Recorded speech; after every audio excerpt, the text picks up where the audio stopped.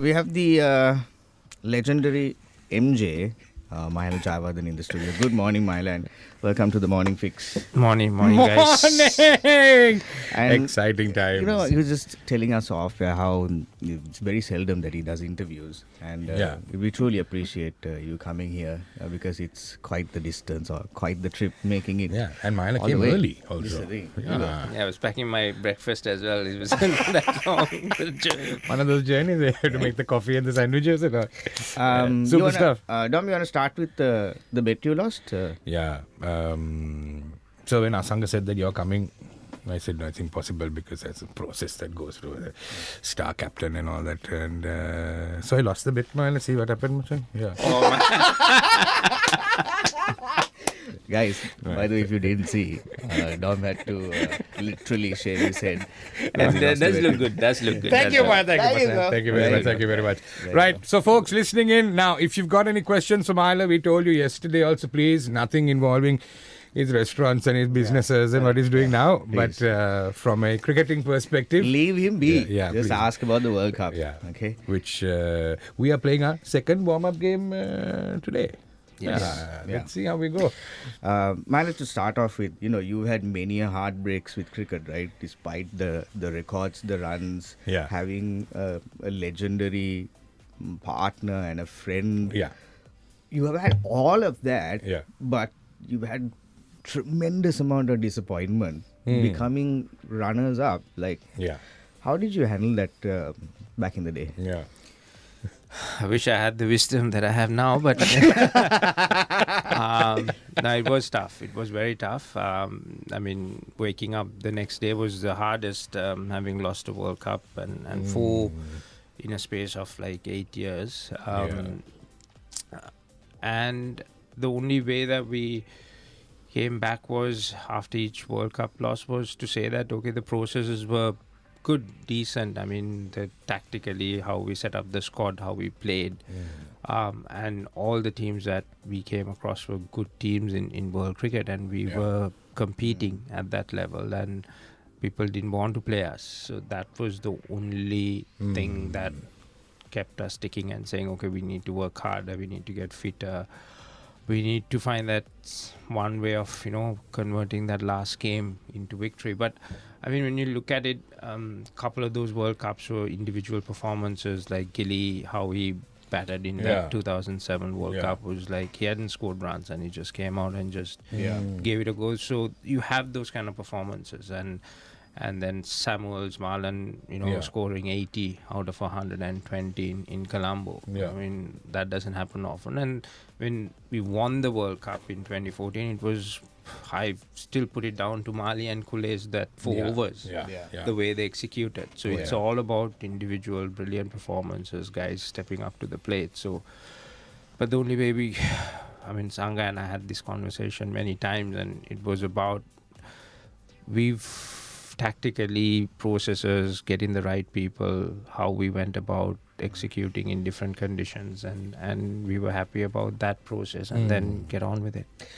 Dom, we were talking about this off air as well. So Mahela was explaining the process of bringing some of the players that we see right now in the national squad. So we imagine it to be like, there's a new guy, he's bowling now, he's in the national squad. But the process has started much earlier from the under-19 level. Mahela, could you just run us through how the process happens of selecting a player and nurturing them into the squad?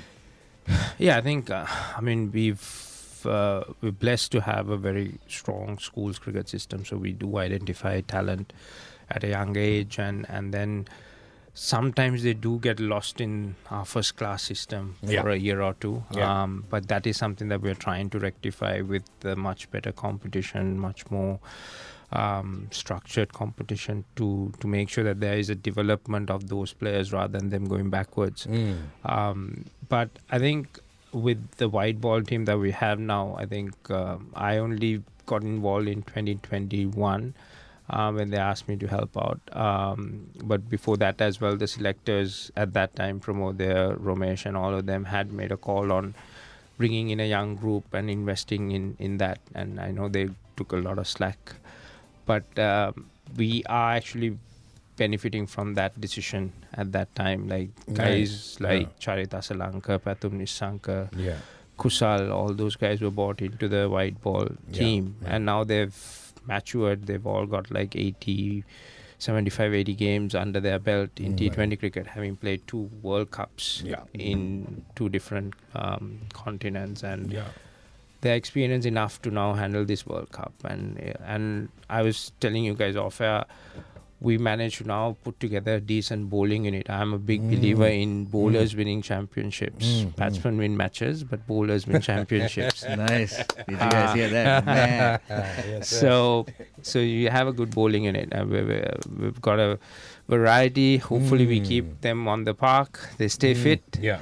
And I mean, that's the advantage that we have. Rightio, we're back once again on the morning. Good morning. We are live with Captain Mahela Jayawardena in the studio. Can we get into a question from one of our listeners? This is the first question that came in. Fantastic having Mahela in the studio. He's such a nice guy. Yes, we know. This is Yoshan who says, Mahela, do you think the team we have now is better at or has a better chance of winning than your team when you won in 2014? I mean, they won in 2014, so it can't be a better team. No, I mean, I hate to compare teams. Any generation, it's different mindset and all that. I think we got a very good team. Like I said, the bowling unit is very, very good. We got experience, we got variety.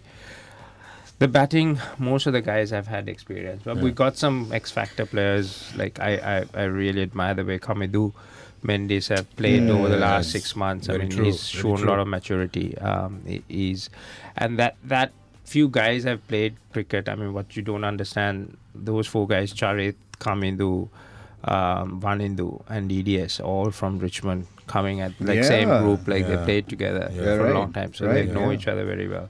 So it's a good unit. I think we've got enough experience and that what you need to win a World Cup. But like I said, T20 cricket is about how you perform on the day, how you handle those situations, pressures, getting into a bit of momentum. You don't need to peak too early as well, because you got a Super 8 coming up as well. So you need to just win few tough games and then get into a bit of a rhythm and then peak at the right time. It's important to play good cricket at that last week, and hopefully you do that.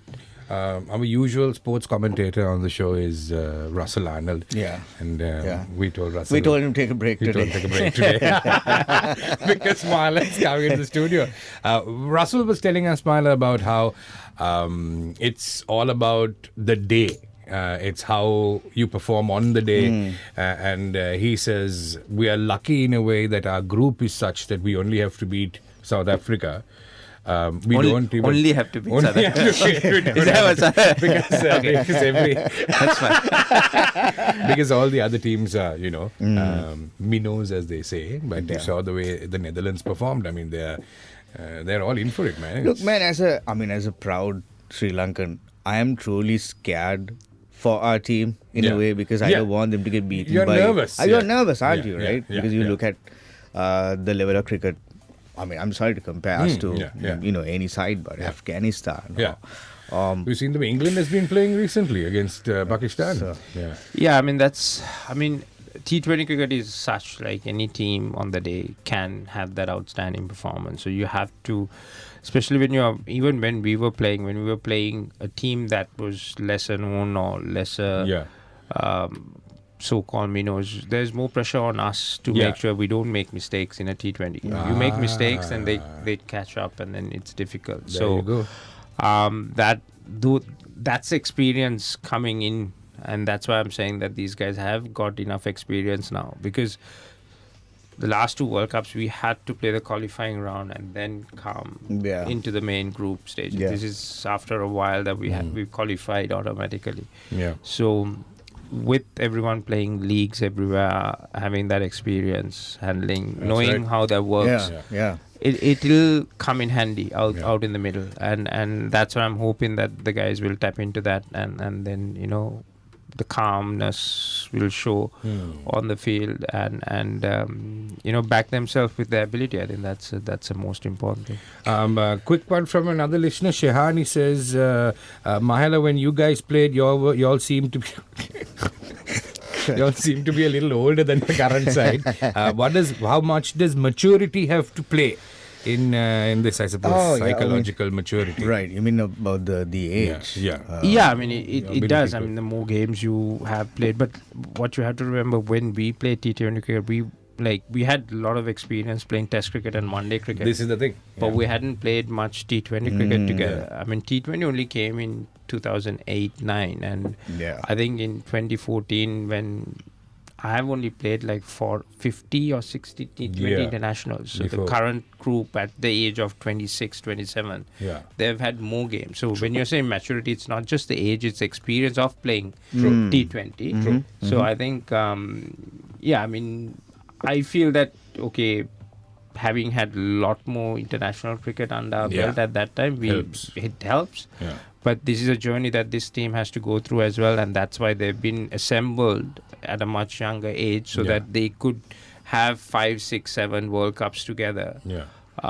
as a group, and hopefully we get a couple of World Cups under our belt. So Dinuk Sonali all say, Mahela, lovely to hear you on the show. Mr. Renuka, who's one of our constant sports fans, says, Mahela, can I ask a question? We do certainly have a decent bowling attack.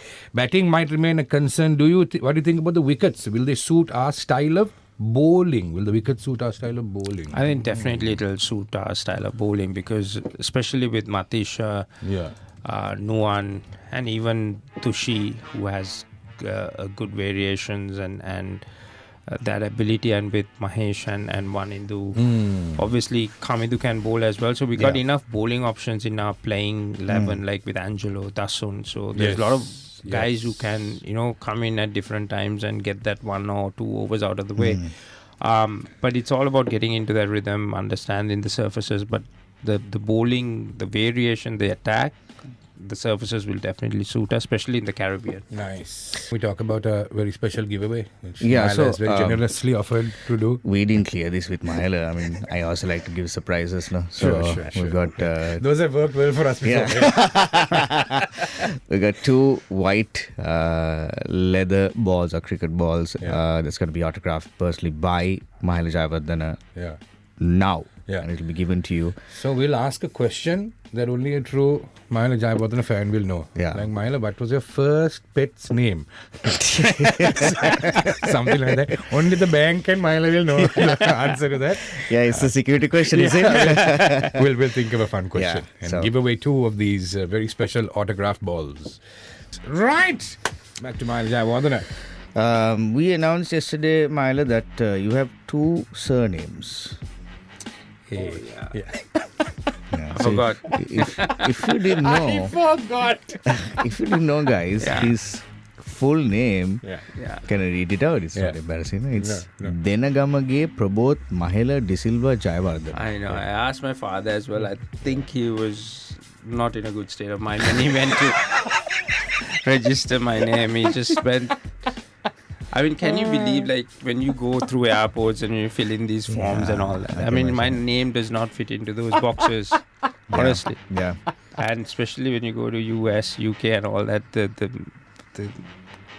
immigration guy just looked at the name 3-4 times. And I know what he's thinking. Because you had to write the full name, right? So, I mean, I think Vasi has the same issue as well. Vasi is quite a legendary long name. He has the longest. The longest name. Someone else says, Mahela, do you think we have the batting strength to maybe chase 210, because now 170, 180 is not really a match-winning score? I don't know if that's... That depends. I don't know if that's... that only happens technically in the IPL because those pitches are such. Yeah, pitches and the ground sizes as well. I think, I mean, I'd be very surprised there'll be too many 200 plus scores in the Caribbean and the US. Okay. I mean, US, some of the grounds are small, but I don't think the surfaces will allow guys to freely bat like that. I mean, that's why I said, like, because of the variety of our bowling attack, we should be able to keep teams under that. I mean, that's why I said bowling win championship. So hopefully that's where we need to really excel in controlling teams. I know there are some strong batting lineups, but in the IPL, obviously the impact player, you've got 8 batsmen coming after you as well. So this is not going to happen in T20 cricket. But teams will come hard. They will try to say one guy going hard. I mean, we saw Nicholas yesterday scored 75 off 25 balls. So if that happens, then yes, you're in trouble. But it's happening now. Actually, the games are going on. A warm up against South Africa. So that can happen, but I don't see that happening too often. In the team, Mahela, do you give license for certain cricketers to just go berserk and play aggressive cricket, or are they as a Sri Lankan team, who's been through several defeats? So the questions have come in asking that as well. Do you tell them play conservatively because they? No, I think in T20 cricket you have to have the freedom to go and play. I mean, it all depends on situations, and that's where the experience, the maturity comes in. I mean, if you see a surface that is not going to allow you to do that, then a winning score might be 160. But if it's a flat wicket and small boundaries and whatever, then okay, fine, you need 200. So that's where guys have to change gears and understand what's a good total is going to be. Yes, I think the top order, the top 3 probably have the license, and maybe a few guys at the back end. It all depends on how you structure. Obviously, we need to use one Hindu as a floater here and there against certain oppositions where he can excel. Give you that, because with the way our team is set up, because we have so many bowling options, we do bat till 8. I mean, one Hindu technically is your number 8. So rather than keeping him at number 8, not getting enough balls, I mean, the thing is that you have Angelo, Dasun and one Hindu at the back end, and those guys are not going to get that number of balls if our top order does score runs. So then you might as well throw someone out there for at least for an over or 2, just to give you that 20-30 extra runs. And if it comes off, it comes off. It's just a sacrifice lamb. But then this is tactically that how you can set yourself up differently and use that to your advantage, but not against every bowling attack, because one of the sometimes is not comfortable against certain attacks. But I think more often than not, I mean, he will give you some runs. I mean, we need to use that. It's interesting to see how how Vadindu has come about. I was following the ICC TikTok account, and they were showing perhaps the first edition when he played. He's got quite a lot of talent, So a lot of people also asking Mahela, what do you think about Vadindu as the captain? Is it something that we should have thought about more? Is it a decision that was taken after a lot of thought? I think Dasun having captain for 2 World Cups, I think we needed that change and the mindset change as well. And Vadindu was one guy who has played a lot of franchise cricket around the world, has that experience. He led the LPL team quite well last. Don't forget about that. And you see a character out there. I think that's what excites everybody in making that decision. And it was a collective decision that we all spoke about with selectors, and we felt that he's capable. I mean, he's definitely a fighter out there in the middle. That is true. So that's what you need, and that is true. And if you have a fighter, then the rest of the guys should follow that fighter. You got to feel bad for Dasun Chanak and the kind of the team he walked into, and then the responsibility that was given to him. A lot of people are very upset. I think he got a lot of slack on social media and from cricket fans. Perhaps your thoughts on that?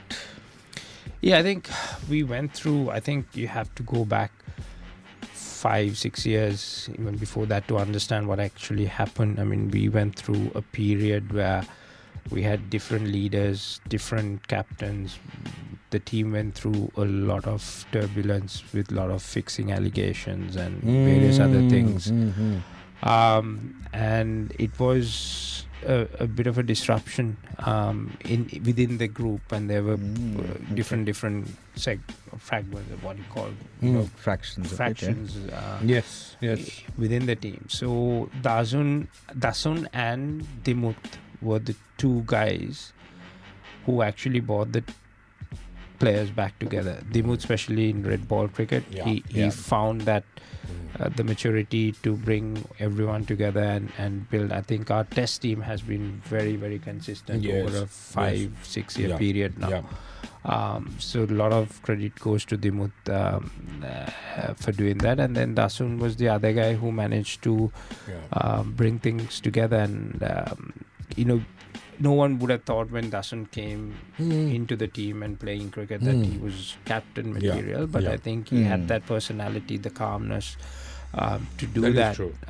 So there were young players rallied around him and came through. But at some point we had to then make decisions on how we want to now take this group in which direction. So that's where the changes have to happen. I mean, these are tough calls, but I don't want to explain too much what the conversation that we have within. Of course, don't. If it's a disadvantage to us, don't.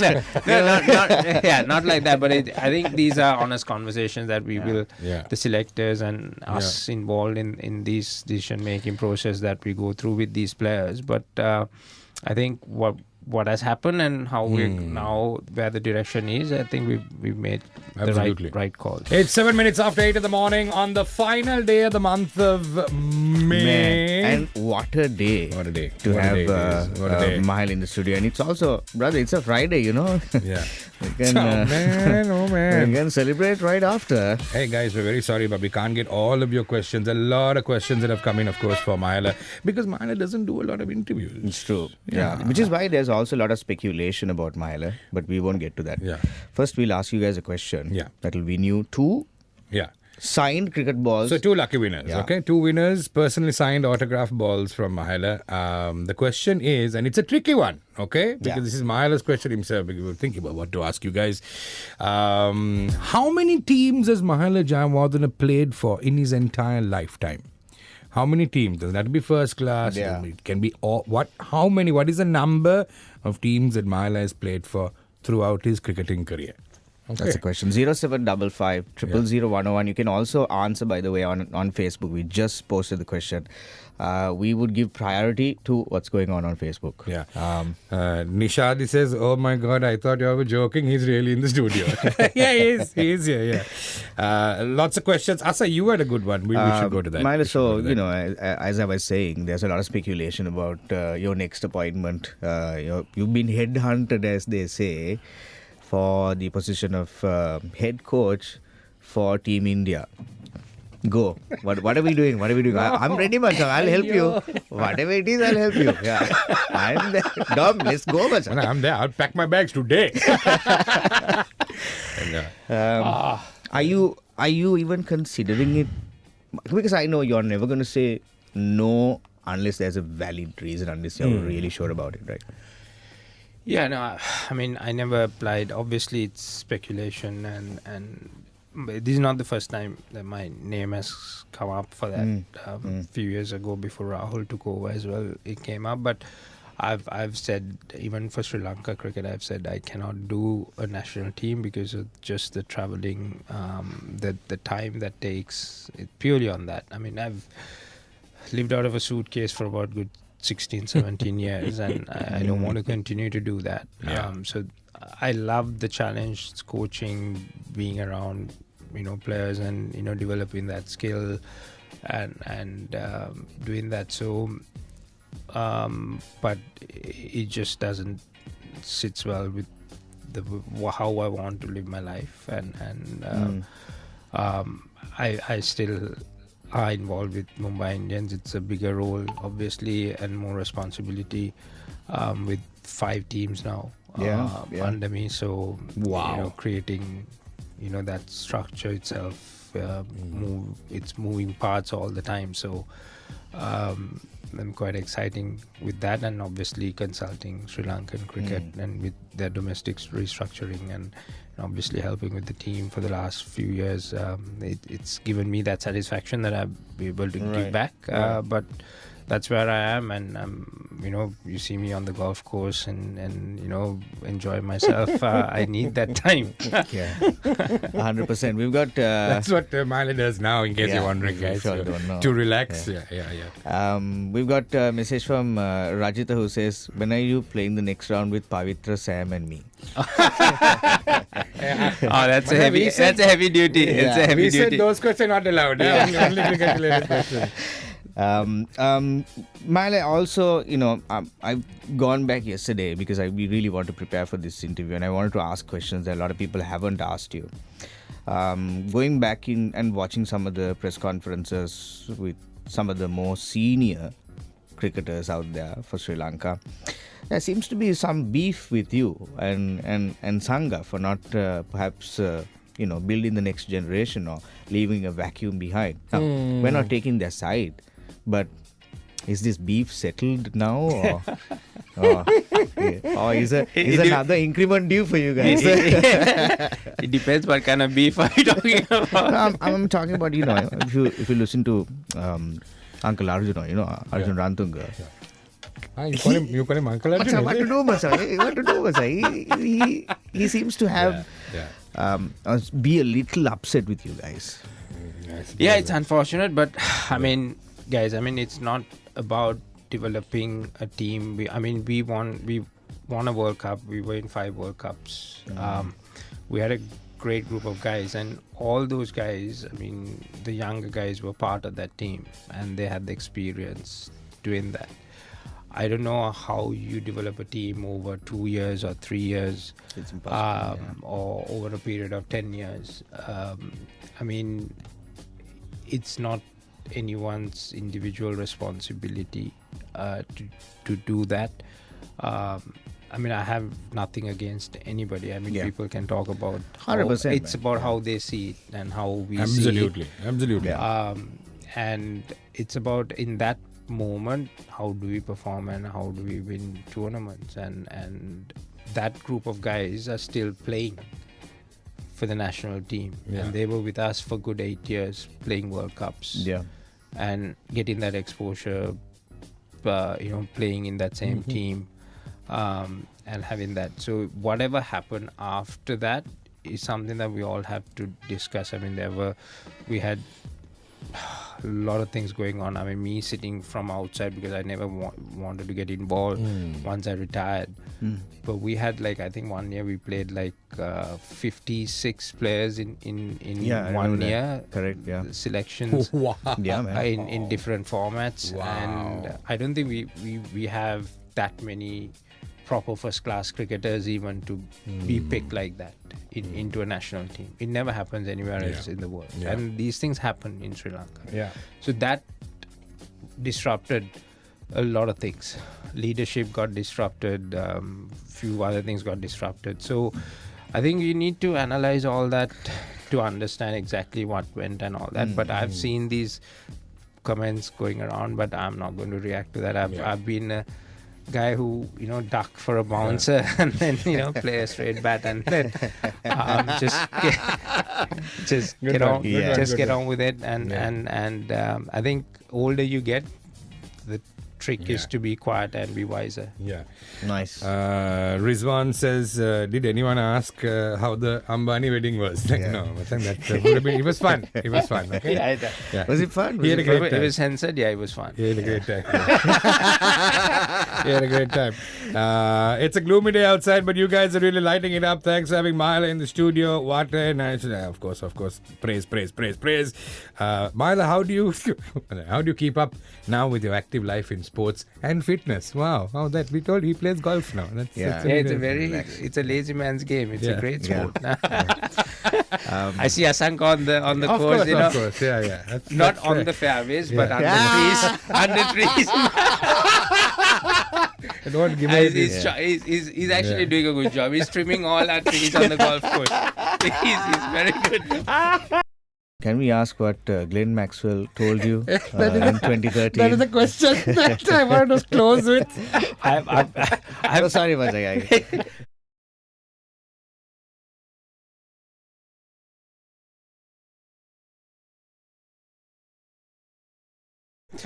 he got hit on the offside, right? Right, yeah. Right. So carved through, and he had a leg side field. Yeah.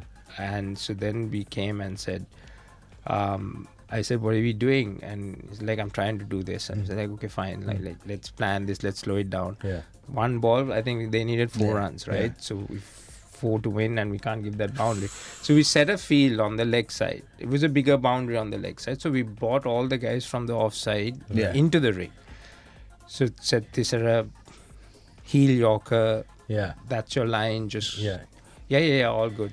You know what he did? Go play back that road. We bought everyone. He bluffed myself, the captain, everybody, including Maxwell. He went and bowled that same outside the off-stump line again with the entire offside field inside the ring. Okay? And, unbelievable. And okay, the emotions, we won the game. Everything was fine. And I went up to Tisera and said, what are you doing? And he laughed and said, I didn't know. So it was funny. Like, he bluffed pretty much himself, the batsman, everybody. If you see, we changed the field. We bought the offside field in. We put the leg side field back and said, let's go leg side. And he bowled on the tramp line on the offside. He just like let one through, and Glenn missed it. And he didn't think, because when you bring the offside field, he's not thinking that. Correct, He was thinking, okay. What a bluff. It was a perfect bluff. It was so funny. But this is what we go through on the field sometimes. Mahela also told us that there is no hard feelings, because he and Glenn Maxwell were playing for the same 2 teams at the time. Yeah, we were teammates at Mumbai and not Mumbai, Delhi. Yeah. It was an absolute pleasure, Mahela, having you in the studio. Thank you. Thanks for obliging and dropping by. No worries. It was a pleasure, guys. Coming all the way to our neck of the woods, of course. Yeah. Now he's going to eat the sandwiches and the coffee that he brought. We made it, Masanga. Mahela Jayawardena on The Morning Fix. Thank you, sir. Thank you so much. Thanks, guys. Appreciate it.